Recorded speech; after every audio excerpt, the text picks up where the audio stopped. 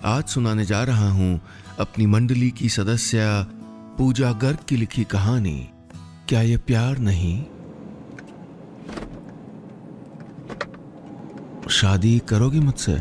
मैंने गुलाब का फूल उसकी तरफ बढ़ाते हुए बहुत रोमांटिक अंदाज में कहा था, और यकीन मानिए ये अंदाज बिल्कुल भी पहना ओढ़ा नहीं था। मैं वाकई उससे बेहद प्यार करता था और शादी करना चाहता था, और मेरा ख्याल था कि वो भी। इसलिए आज शाम उसे घर छोड़ते हुए मैंने पूछ ही लिया था। नहीं, उसने कहा। क्या? हैरान हो गया था मैं। नहीं माने?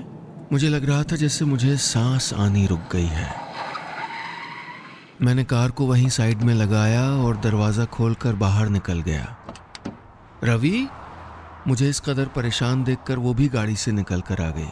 मेरे चेहरे को अपने हाथों में थामा और बोली, बहुत प्यार करती हूँ रवि, इसीलिए तो कह रही हूँ, शादी नहीं। फिर अचानक बहुत सीरियस होकर बोली, चलो लिव इन रिलेशनशिप कर लेते हैं। क्या? ये दूसरी बार चक्कर खाने की बारी थी मेरी। पागल हो गई हो तुम? मैं तुमसे शादी करना चाहता हूँ और तुम लिव इन?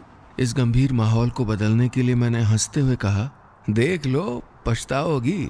कल को कोई और पसंद आ गई तो मैं तो बस्ता बांध के निकल लूंगा। हाँ, यही तो चाहती हूँ मैं, कि कल को कोई पसंद आ जाए तो शादी की है यही वजह तुमको बांध के ना रख सके मुझसे। ये कहकर वो चलने को हुई तो मैंने उसके दोनों हाथ थाम लिए। उसके हाथों का कंपन मुझे अपने दिल तक सुनाई दे रहा था। मैंने गले लगा लिया उसको। क्यों ऐसा कह रही हो? क्या तुम्हें मुझ पे विश्वास नहीं है? है, बहुत विश्वास है, उसने बहुत संजीदगी से कहा। फिर हंसते हुए बोली, अरे मैं खुद के लिए भी तो ये ऑप्शन रखना चाहती हूँ ना, कल को मुझे कोई और पसंद आ गया तो। सही कहूँ तो ये सोचने भर से लग रहा था जैसे चीर दिया हो मुझको किसी ने। लेकिन जब वो इतनी दिलेर बन रही थी तो मैं कैसे शादी पे इंसिस्ट करता। सो मान लिया। चिढ़ा के कहा, अरे तुम्हें तो मेरे अलावा कोई पसंद ही नहीं कर सकता, इतनी ड्रामेबाज जो हो। लेकिन जाओ, तुम्हारी बात मान ली, अपने मम्मी पापा से तुम निपटो, अब मेरे वालों से मैं। लिव इन के लिए तो नहीं जाऊंगा मैं तुम्हारे घर बात करने। हाँ, शादी के बारे में पूछने जाने के लिए हिम्मत जुटा रहा था। वो ब्राउन वाला सूट खरीदने का प्लान भी कर लिया था, लेकिन अब ये कह के जूते खाना मेरे बस की नहीं है। मुझे नहीं पता कैसे कन्विंस किया उसने अपने घर वालों को, लेकिन 2 हफ्ते बाद सामान लेकर मेरे फ्लैट पर चली आई, और लिए चली आई थी अपने पीछे ढेरों गमलों में मनी प्लांट, जो मेरी डाइनिंग टेबल पर, मेरे किचन में, मेरे बाथरूम में, हर जगह उसके गीले बालों की खुशबू की तरह बिखर गए थे। और कभी कभी बिखरे मिलते थे उसके आंसू, जो वो मुझसे छुपाती तो बहुत थी, मगर उसके आंखों की नमी की भाषा पढ़ लेता हूं मैं। उसका नाम भी नहीं बताया ना मैंने आपको। दरअसल नाम लेता हूं तो दूर दूर सी लगती है, लगता है उसका वजूद जुदा है मुझसे। खैर, नाम है सुमन। शक्ल भी किसी फूल जैसी ही है, भूरी भूरी बड़ी आंखें और छोटे छोटे बाल, हाथ जैसे तराश दिए हों किसी ने। बात करती है तो होंठ कम हाथ ज्यादा चलते हैं, जैसा कि तब जब वो पहली बार मिली थी। उस दिन संडे था। अक्टूबर की कुनकुनी धूप और भी मीठी लग रही थी। बहुत दिन बाद मैं फ्री था। अभी 1 महीना पहले पुणे में नौकरी ज्वाइन की थी, और बस तब से घर ढूंढने और नई नौकरी के नए तरीकों से मशक्कत में लगा हुआ था। मम्मी पापा दिल्ली में रहते हैं, पापा आर्मी में हैं। आज मैं उनके जोर देने पर आर्मी के एक फेट में चला आया था। अरे जाओगे तभी तो लोगों से जान पहचान होगी। कर्नल राठौर हैं, मेजर सिन्हा हैं, इन सबको तो तुम जानते ही हो ना, पापा ने कहा। मैंने मना किया। मैं पापा की तरह आर्मी में नहीं हूँ, एक सॉफ्टवेयर कंपनी में प्रोजेक्ट मैनेजर हूँ। मम्मी भी आर्मी में नहीं है, लेकिन उनकी तो अपनी ही आर्मी है। पापा मम्मी में प्यार के बावजूद बमबारी के आसार हमेशा रहते हैं, और जब मम्मी की बमबारी पापा से फुर्सत लेती है तो मुझ पे बरस जाती है। संडे है, चले जाना चुपचाप। ऐसे में मैं अटैक के बजाय डिफेंस करने में विश्वास रखता हूँ, इसलिए उस दिन मैं वहाँ एक फेट में था। सच कहूँ तो चहल पहल देखकर अच्छा ही लग रहा था। तमाम तरह के स्टॉल्स और उनकी रंग बिरंगी झूलती हुई कनातें, कहीं पर पॉटरी, कहीं हैंडीक्राफ्ट, कहीं से खाने की खुशबू। ऐसी ही एक खुशबू का पीछा करते हुए मैं एक स्टॉल के सामने था। जब से पुणे रहने आया हूँ, खाने का इंतजाम ही नहीं हो पाया है। रेस्टोरेंट में रोज रोज कहाँ खाया जाता है, और मेरा बैड लक की टिफिन सर्विस भी ऐसी थी कि बस टिफिन मिलता था, सर्विस नहीं। पर लग रहा था कि इस स्टॉल पर मेरी प्रॉब्लम सॉल्व होने वाली थी। लिखा था मॉम कुक्स। मैं बड़ी हसरत से उस स्टॉल की तरफ बढ़ा जहां खाने की होम डिलीवरी लिखा था। स्टॉल में कोई नहीं दिखा। मैंने उनका मेन्यू उठा लिया। मैं मुड़ा ही था कि एक लड़की स्टॉल में दाखिल हुई। फोन पे बात करती आ रही थी। होंठ कम हिल रहे थे, हाथ ज्यादा। मैं उसके आनन फानन हुए हाथ देख रहा था, और वो इतनी मगन थी बात करने में कि उसको अंदाजा भी नहीं हुआ कि कब वो जोर से मुझसे टकरा गई। मैं गिरते गिरते बचा। मैंने सोचा वो सॉरी बोलेगी, पूछेगी मुझको ज्यादा चोट तो नहीं लगी। गिरा मैं था, लेकिन वो मुझको देखने के बजाय खुद का पैर देख रही थी। देख रही थी कि कहीं उसको चोट तो नहीं आई है। How rude. मैं गुस्से में फेट से निकल आया। दोस्तों, उम्मीद है आपको कहानी पसंद आ रही होगी। और हाँ, अगर अपनी बात मुझ तक पहुंचाना चाहते हैं तो फेसबुक या इंस्टाग्राम पर हमारे ऑफिशियल पेज पर आइए, यूट्यूब पर हमारे ऑफिशियल चैनल पर आइए।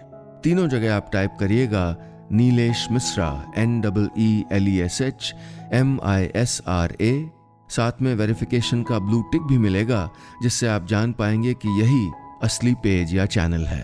और हाँ, अगर आप ट्विटर पर हैं तो मेरा हैंडल है नीलेश मिश्रा। उस पर भी आपको वेरिफिकेशन का ब्लू टिक मिलेगा, ताकि आप सही पते पर आएं। चलिए आगे बढ़ाता हूं कहानी। पता नहीं क्यों घर आके भी गुस्सा नहीं उतर रहा था मेरा। गुस्से में यह भी ध्यान नहीं रहा कि मैंने कुछ खाया ही नहीं था। उस लड़की का चेहरा फोटो की तरह दिमाग में छप गया था। सुंदर तो बहुत थी, लेकिन कितनी इनसेंसिटिव। इतनी जोर से भूख लगी थी मुझको कि घर पहुंचते पहुंचते मेरा पेट भी मुझको इनसेंसिटिव कहने लगा था। रसोई में जाकर देखा तो मेरे 2-4 बर्तनों के अलावा नूडल्स का आधा ही पैकेट पड़ा हुआ था। टाइम देखा, आसपास के सब रेस्टोरेंट भी तब तक बंद हो चुके थे। भूखे पेट सोने के अलावा कोई चारा नहीं था। सुबह होते होते मेरा पेट मुझको इनसेंसिटिव नहीं, दगाबाज कहने लगा था। मैंने डिसाइड कर लिया कि आज ये प्रॉब्लम सॉल्व करनी ही पड़ेगी। रात के कपड़े लॉन्ड्री में डालने लगा तो कल स्टॉल से उठाया मेन्यू मेरी जेब से गिरा। वो लड़की फिर याद हो आई मुझे। वो क्या खाना बना पाती होगी जिससे मिलने में ही मिठास नहीं। फिर भी मैंने वो मेन्यू उठा लिया। खाना काफी हल्का फुल्का लग रहा था। मॉम कुक्स नाम से तो लग रहा था कि शायद उसकी मम्मी बनाती होंगी। एक बार तो ट्राई किया जा सकता है। सोचते हुए मैंने मेन्यू अपनी पॉकेट में रख लिया। दोपहर में ऑफिस से जरा फुर्सत मिली तो मैंने फोन मिलाया। हेलो। उधर से एक लड़की की ऊबी हुई आवाज आई। Mom cooks, how can I help you? जरूर ये वही लड़की थी। पता चल रहा था कि वो दिन में ऐसे 50 फोन अटेंड करती होगी। कल की बात सोचकर मुझे गुस्सा तो बहुत आ रहा था, लेकिन मैंने कहा खाना डिलीवर करवाना है, रोज या वीकेंड्स पर? उसने पूछा। मैंने कहा रोज। लंच या डिनर दोनों एक ही एड्रेस पर या अलग अलग? अलग अलग। मैंने कहा लंच ऑफिस में, डिनर घर पे, नॉर्मल या ऑयल फ्री? उसके उबे हुए अंदाज पर अब मुझे कुछ हंसी आने लगी थी। मैंने बड़े मिजाज से कहा देखिए जो भी फ्री हो वही दे दीजिए। ये कहकर मैं हंस पड़ा। मैं उस लड़की से भी हंसी एक्सपेक्ट कर रहा था, लेकिन वो फिर से उसी उबे हुए अंदाज में बोली, एक राज की बात बताती हूँ आपको। सुबह से चौथे कस्टमर हैं आप जिसने जुमला कसा है, इसलिए नॉट फनी। फ्री कुछ नहीं है, शाम को एडवांस दे जाइएगा। अब मैं चुप हो गया और वो हंस रही थी। मैंने कुछ सकपका कर फोन पटक दिया। लेकिन शाम होते होते ऑफिस में एक नई डील मेरे हाथ आ गई और मैं बेहद खुश था, और होपफुली आज मेरे खाने की प्रॉब्लम भी सॉल्व होने वाली थी। मैं ऑफिस से निकलकर एडवांस पेमेंट के लिए बताए पते पर पहुंच गया। एक घर के सामने बोर्ड लगा था मॉम कुक्स। मैंने घंटी बजाई। योर रवि कहते हुए एक महिला बाहर आई। जी आंटी, टिफिन शुरू करना है। मैंने कहा डिनर अभी अपने साथ ही ले जाओगे? पूछते हुए उन्होंने मुझे घर में आने का इशारा किया। मैं उनके पीछे एक बहुत बड़े किचन में पहुंचा। खाने की खुशबू फैली हुई थी। कई पतीलों में खाना बन रहा था। ढेर सारी सब्जियां कटी हुई थीं और इन सब के बीच एक टेबल था जहां कुर्सी लगाए एक लड़की बैठी थी। वो आटा गूंदने की मशीन में आटा डाल रही थी। उसके आटे से लिपटे हुए हाथ आनन फानन हुए जा रहे थे। आंटी ने उससे कहा, सुमन, तुमने सुबह रवि से बात की थी? He is here. जी हाँ, ये सुमन ही थी। सुमन ने अपनी मम्मी की बात सुनकर चेहरा घुमाया। जी हाँ, ये वही बददिमाग लड़की थी जो मुझे स्टॉल में टकराई थी।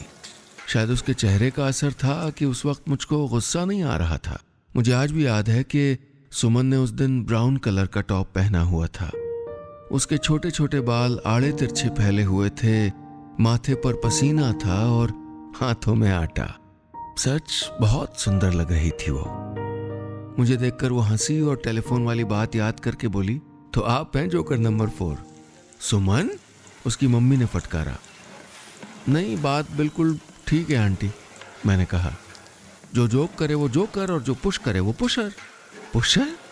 सुमन ने हैरानी से मेरी तरफ देखा, फिर मुझे पहचान कर बोली, ओ कल आप ही थे ना? I am so sorry. वो बोलती रही और फिर मैं उसके हाथ ही देखता रहा जो अपनी ही धुन में थे। अगर वो मुंह से कुछ भी ना कहती तो शायद मैं उसके हाथों से उसकी बात समझ लेता। आज भी जो कुछ वो मुंह से नहीं कहती है उसके हाथ मुझसे कह देते हैं। लेकिन उस दिन फिर भी कुछ था जो वो नहीं कह रही थी मुझसे, और ये मुझे तब मालूम हुआ जब उसने अपनी कुर्सी को टेबल के पीछे खिसकाया। उसकी कुर्सी एक व्हील चेयर थी। मैं हैरानी से देखता रह गया। अरे ये क्या हुआ? मैंने अपनी आवाज को कंट्रोल करते हुए पूछा। चोट लग गई तुम्हें? हाँ, ऐसा ही कह सकते हैं, सुमन ने मेरी हैरानी देखकर हंसते हुए कहा। 2 साल पहले कार एक्सीडेंट में मेरी टांग फंस गई थी, एम्प्यूटेट करनी पड़ी। मुझे लगा जैसे अचानक किसी ने मुक्का मार दिया है मुझको। मेरा दिमाग घूम गया। पर कल बाद में महसूस किया कि कितना इनसेंसिटिव सवाल था ये, लेकिन उस समय तो मैं पूछ ही बैठा था। प्रोस्थेटिक लेग, सुमन ने मुस्कुराते हुए कहा। उसके चेहरे की मुस्कुराहट ये बताते हुए भी हटने को तैयार नहीं थी। कल तुमसे टकराई तो खुद को संभाल नहीं पाई थी। सॉरी, सुमन ने फिर हंसते हुए अपने कान पकड़े। मैं अभी भी चुप था। सॉरी से काम नहीं चलेगा लगता है। हा? एक काम करते हैं, आपका आज का डिनर फ्री, ओके? शायद यही वो लम्हा था जब मैं सुमन से प्यार करने लगा था। क्या आपको किसी से मिलकर ऐसा लगा है जैसे उस शख्स में जान फंसी है आपकी? ऐसे ही सुमन में अटक गया था मैं। मेरे साथ ऐसा कभी नहीं हुआ था और अब मैं खुद पर हैरान था। ऑफिस से निकलकर सुमन से मिलने चला जाता था। उसकी आटा गूंथने की मशीन को पकड़कर मुझे लगता जैसे उसे ही छू आया हूं। दोस्तों के साथ पार्टी छोड़कर सुमन के साथ सब्जी काटना मुझे ज्यादा अच्छा लगने लगा था। एक दिन डिनर फ्री कर दिया है, लेकिन सब्जी कटवाने पे फ्री नहीं करूंगी, देख लेना, वो चिढ़ाती। शुरू से ही मिलने मिलाने जैसी फॉर्मेलिटी कुछ रही ही नहीं हम में, नहीं पसंद नापसंद की बातें।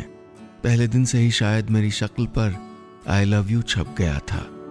जब भी मैं उससे कुछ कहता तो सुमन मेरी ऊल जलूल बातों पर हंसती और इन सबको मेरी सिंपैथी का नाम देती। ये प्यार नहीं है बुद्धू राम, तुम्हें दया आ गई है मुझ पे, तरस आता है तुम्हें मुझको देखकर। हो सकता है तुम्हें मेरी शक्ल भी थोड़ी थोड़ी अच्छी लगती हो, लेकिन इससे ज्यादा कुछ नहीं। उस दिन बारिश हो रही थी। भुट्टे खाएंगे ना, चलो, मैंने जिद करके सुमन से कहा। हम साथ घूमने पूना हाईवे पर निकल गए। हर बार मना कर देती थी, लेकिन आज राजी हो गई। कितनी मुश्किल से आज आई थी मेरे साथ। मैं अपने मन की हर बात उससे कह देना चाहता था। सो ब्यूटीफुल है ना? मन कर रहा है बस तुम मेरे पास ऐसे ही बैठी रहो और ये सफर कभी खत्म ही ना हो। मैं उसके नजदीक होने के एहसास में खोया था और अचानक सुमन ने बिना किसी वार्निंग के अपनी प्रोस्थेटिक टांग खोलकर मेरे सामने डैशबोर्ड पर रख दी। सही कहूं तो मेरे पसीने छूट गए। लगा दिल निकलकर हलक में आ गया है। मुश्किल से मैंने गाड़ी साइड में रोकी और तेजी से बाहर निकल गया। गाड़ी में बैठी सुमन मुझे आवाज देती रही, डर गए? देख लो, यही हूं मैं। सुमन पहले हंसती रही ये कहकर कि डरा दिया मुझको, और फिर रोती रही वही कहकर के डरा दिया मुझे। बारिश अभी भी बरस रही थी। वो गाड़ी के अंदर रोती रही और मैं बाहर भीगता रहा। मैं बाहर जरूर खड़ा था, लेकिन मैं डरा नहीं था। न मुझे किसी बदसूरती का एहसास हुआ था सुमन की टांग देखकर। हाँ, हैरान बहुत था और उससे भी बहुत ज्यादा तकलीफ थी ये सोचकर कि कितना दर्द था उस 5 फुट के शरीर में। जिन तकलीफों का मुझे अंदाजा भी नहीं था, सुमन वो रोज झेलती थी और ये दर्द ही मेरी जान लिए ले रहा था इस वक्त। उस दिन मुझे समझ में आया कि सुमन मेरे प्यार को सिंपैथी का नाम क्यों देती रही है, क्योंकि उसके लिए अजीब है यह ख्याल कि उसे सिर्फ उसी के लिए चाहता हूं मैं। वापस गाड़ी में आकर मैं उसको बाहों में समेटे पता नहीं कितनी देर बैठा रहा। पता नहीं कितनी देर उसकी टांग अलग हुई डैशबोर्ड पर पड़ी रही और उसका घुटना मेरी गोद में रखा रहा। मैंने बार बार अपनी आंखों में वो मंजर कैद किया। मैंने बार बार खुद को कहा कि यही वो मंजर है जो मुझको रोज देखना था। मैंने खुद को बार बार पूछा कि क्या मैं तैयार था इसके लिए। मन ने हर बार कहा हाँ, और अगले हफ्ते ही मैंने सुमन को शादी के लिए प्रपोज कर दिया था। 1 साल हो गया है उस दिन से जब सुमन अपने मनी प्लांट लिए मेरे घर चली आई थी। आज हमारी लिव इन रिलेशनशिप की एनिवर्सरी है। घर वालों और दोस्तों ने तो हमें मियाँ बीवी करार दे दिया है, लेकिन सुमन अभी भी वहीं अटकी है। इतनी जिद्दी लड़की नहीं देखी मैंने। किसी किसी दिन मान जाती है कि वाकई प्यार करता हूं मैं उससे। किसी किसी दिन लड़ती है तो मैं लाड़ में उसकी टांग पकड़ लेता हूं कि अब भाग के कैसे जाएगी। रोज उसके भागते दौड़ते हाथों में और उलझता जाता हूं। बहुत प्यार करता हूं और उससे भी ज्यादा डरता हूं कि कहीं बिछड़ न जाए। लिव इन की एनिवर्सरी है और आज फिर तैयारी की है मैंने। शादी के लिए आज फिर उससे प्रपोज करना है मुझे। ऑफिस से आते हुए फिर गुलाब खरीदे हैं। मुझे पता है आटा गूंदने की मशीन से जूझ रही होगी इस वक्त, या चाय पीते हुए मनी प्लांट में पानी दे रही होगी। इतने दिनों में क्या मैं विश्वास दिला पाया हूं कि उसे सिर्फ उसी के लिए चाहता हूं। सच में किसी इंसान का वजूद कितना बड़ा होता है और शरीर का कोई भी अंग कितना छोटा। लेकिन क्या मैं सुमन को ये बात समझा पाऊंगा? क्या इस साल में मुझ पर भरोसा कर पाई है वो? घंटी बजाकर खड़ा हूं और सुन रहा हूं उसकी व्हीलचेयर आते हुए। दरवाजा खुल रहा है और सामने सुमन है। एनिवर्सरी है इसलिए लग रहा है कि खूब तैयारी की है। गुलाब देखकर उसके चेहरे पर मुस्कुराहट चली आई है। हंसते हुए आकर फूल थाम लिए हैं उसने। मैं वहीं बैठ गया हूं दरवाजे पर। कहना चाहता हूं कि सुमन शादी कर लो मुझसे, लेकिन मैं कुछ कहूं उससे पहले सुमन के हाथ मुझसे कुछ कह रहे हैं। उसके हाथों की हरकत से इस कदर परेशान हूं कि मैंने हाथ पकड़ लिए हैं उसके। आज पहली बार सुमन को मैंने अटकते हुए सुना है। धीरे धीरे कह रही है, रवि, विल यू मैरी मी?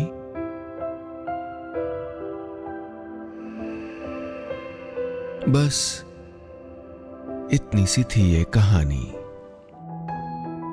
और हमारे इस YouTube चैनल को सब्सक्राइब जरूर करिएगा। सब्सक्राइब का बटन दबाइए और एक घंटी का जो निशान दिख रहा है ना, उस पर जरूर क्लिक करिए, ताकि जब भी मैं नई कहानी सुनाऊं आप तक ईमेल में तुरंत पहुंच जाए।